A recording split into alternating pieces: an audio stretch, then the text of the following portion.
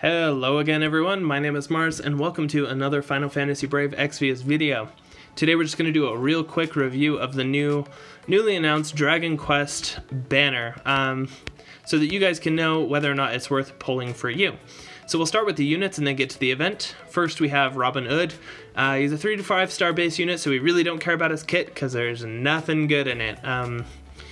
But his Moon Axe TMR is quite good if you have someone who can use axes and prefers axes, and you have Fire Veritas's TMR to buff axe wielding attack. So if you have all those things, it might be worth doing some dailies to try and get this TMR, because it's currently one of the best axe options that we have that isn't a water axe, which has been the problem up to this point. Next we have Gollum. He's basically garbage. You can ignore him, pretend he doesn't exist. That's what I'm doing. His 40% defense materia TMR is not bad, but honestly things like Patriotic Recall from Wrastler are better for most practical purposes, but it's not a bad grab. So, you know, if you get him, don't be too sad that it's not Robin Hood, but yeah, I don't see him being used for anything important. Liquid Metal Slime is one of the first units that we care about because if you look at his stats, he's weird. He has a ton of defense, a lot of spirit, and very tiny HP attack, magic, and MP. And the funny thing is, his defense, spirit, HP, and HP, I think it's just those 3 stats, cannot be potted. So whatever it is what it is. The crazy thing about him is that he's a provoke tank that some people say rivals White Knight Noel just because of how fat his defense stats is. So he's a great provoke tank, but he doesn't offer anything else supportive with his kit. That's about all he does. The nice thing about him is that in the Japanese version of the game right now, they have these challenges where if you have a unit with 1,000 defense or 1,600 defense and you complete a trial or something like that, you get some really awesome rewards. And we're talking like unit of choice tickets and a lot of really other awesome things. And this guy makes it super easy because he's already got 999 defense. You just need to bump it a little bit and it makes it super easy to clear those, especially because he is a competent provoke tank. So if there's a unit to pick up from this banner because of the unit itself, definitely go for Liquid Metal Slime. His TMR is pretty good too, because it's basically a ribbon on a light shield, so it gives some decent defense and some status ailment resistances. So love him for that, and his humongous 80% damage mitigation from physical and magic stacks with other types of mitigation, so he really takes like no damage at all. It's pretty incredible, even though he only has like a handful of HP. So I'm gonna be hoping for him when I pull because he's just adorable and amusing and ridiculous. So amusing and ridiculous is like what I do in Brave Exvius, so he's kind of perfect for me. Then we have Killing Machine. Once again, this is a 4 to 5 star unit that doesn't have a kit that we care about. Like most of his skills are just crap. The big thing is that his Trauminator sword got a global upgrade to 114 attack over JP, which was 105, I believe, and it also gives Machine Killer. So if you're like me and you have garbage luck and you can't get Onion Knight for the life of you, this is going to be your next best sword option for attack, plus it gives you Machine Killer, so really solid DMR. It's something worthwhile. So if you pull him, don't be too sad because it gives you that option of getting that TMR. Next we have Orochi, and Orochi he got some global upgrades to some of his skills. His attack passive is buffed. Shock and Claw, I guess we're gonna have to wait and see based on the data what change this is, but honestly I'm not interested in the unit. He doesn't seem to provide anything unique or powerful that is better than any current units that we already have at his tier of power, so not really concerned about the unit. One benefit of pulling him is that his TMR is a flat 40% attack buff with a defense and spirit crisis buff. The flat 40% attack is still a pretty rare thing to come across. I mean, it doesn't exist really. We have one for great swords. We now have one for daggers with Amelia.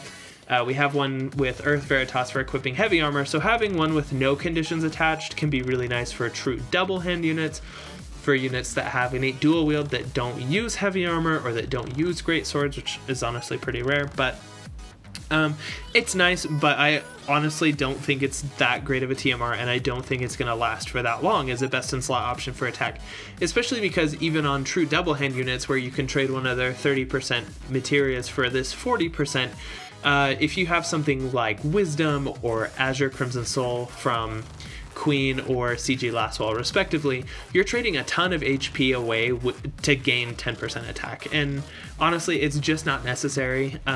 So it's cool if you get it, you can bump your attack a little bit, but honestly I don't see it as a reason to pull, especially when on this banner we have 3 4-star base units, so you're going to competing between Orochi, Killing Machine, and Liquid Metal Slime on your 4-star pulls, so that's a giant pain. And if you're trying to pull for this materia specifically, like, cool, you can. It's great for units like Prish, great for units with true double hand like Titus, but honestly it's not that big of a deal, especially when we have stuff like Adventurer 5. And then we have Dragonlord, and I'm glad at least to see that they did some global upgrades, because in JP he's pretty lackluster. He is a fire finisher primarily, at least as far as I can tell, because I've never played with him, I've never really watched him in JP, but reading over his unit roster in the JP version, he's a fire finisher primarily, and honestly a pretty lackluster one at that. At least the magic buff is good. 80% passive magic with no requirements for it is really quite good. Trent's Terra and the likes of them when enhanced have about that much, so that's really awesome. Kafrizzle is normally a 7 times damage modifier fire attack finishing move, so it's okay. Olive does more damage with her what's it called, her true shot. A lot of other finishers do a lot more damage. If you're looking at units like Emperor's going to do more damage over a long fight, so he doesn't provide a whole lot of useful support while providing pretty mediocre damage. Now, that could change. If they buffed his Kafrizzle through the roof and it does like a 10 times modifier, then it may actually be quite good. But if that's not the case, then, you know, he's not really someone that I'm personally going to care for. If I pull him, I'll actually be kind of sad that he just has to kind of sit in my unit roster, because I just don't care about him or his kit all that much. But if you like him, if you like Dragon Quest and you want him, then don't let that stop you, because you can make most units work in this game, to be honest, and he can do quite a lot of damage, but unlike finishers like Olive, he doesn't provide a break, he doesn't provide an imperil, he just does a bunch of fire damage and kind of relies on other people to help build it up. And so compared to units like Emperor, Olive, or CG Fina, or Aang, he just kind of pales in comparison. Again, unless they buff Kafrizzle through the roof. Like, it would have to be a pretty substantial upgrade to convince me that he's actually better than some of those finishers. So we'll see what happens. Honestly, I don't see him as being much of a gem. Like, his TMR is basically a knockoff version of Ayaka's TMR. Not really anything special. Yeah, just all around kind of a meh unit to me. So only pull on this if you really care about him. But if you have Emperor or CG Fina or other finishers, like, I would recommend against it. Save for more important units that are coming down the line, like CG Nickel or CG Lid or CG Hyo, because they're all just so much more impactful than this lot. And then the event actually has some really nice items that are coming through. The usual stuff from King Mog, plus Erdrick Sword. This is a big deal. 125 attack, non-elemental greatsword. The best we currently have is Iron Duke from the previous Final Fantasy 15 event. This one is 7 attack higher, and the thing that sucks about this, and this is what I heard, so don't quote me if I'm wrong, is that it takes like a couple 100,000 King Mog currency to buy this. Definitely worth it, but you're probably gonna have to grind it out, and if you don't summon for bonus units, it's kind of gonna suck. So definitely worth the investment if you can get there. If you can farm to legendary or elite difficulty, do it. I recommend it. But if not, it's not the end of the world. But it is a very, very good non-elemental greatsword, because the only better ones are like from A2 or that new FF9 unit, I'm forgetting her name, Beatrix. So if you already have those 2 units, maybe you can pass on this because it is going to be expensive. But if you don't have them, then this is something that's worth considering. The Iron Axe you can ignore because it's mediocre attack and no other benefits. Staff of Anti-Magic, again mediocre spirit and chance of silencing. Like, when are you melee attacking with your healers? Like, this doesn't make any sense at all. So get it if you want it to be a completionist, or just ignore it. That's probably what I'm gonna do. This Cautery Sword is actually really nice. 85 attack is pretty mediocre, but Demon Killer on top of it makes it best in slot against demons for sword users. So definitely pick that up. Crow's Claws, mediocre with basically lightning's TMR effect. You rarely ever do normal attacks, so it's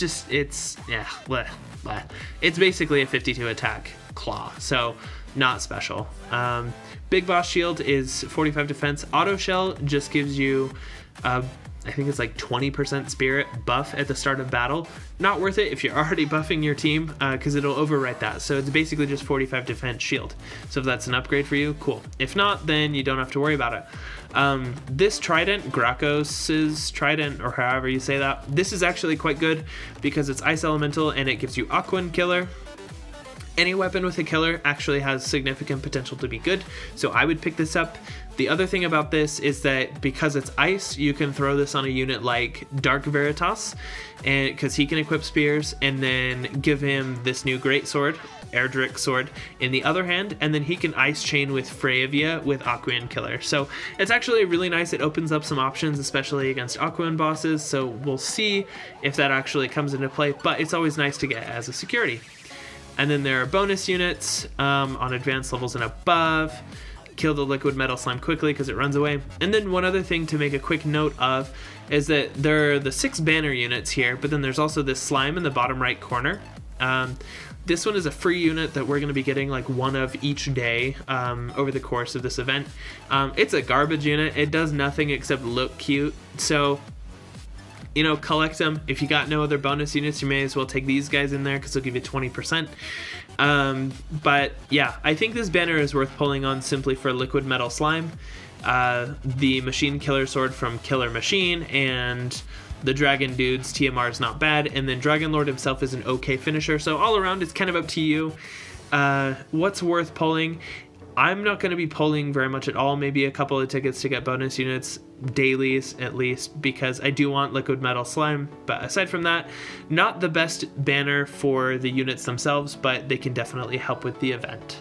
So if you guys have any questions about what we went over today in the banner review, let me know. And if you have any questions or feedback or anything you want to share with me, share them in the comments below.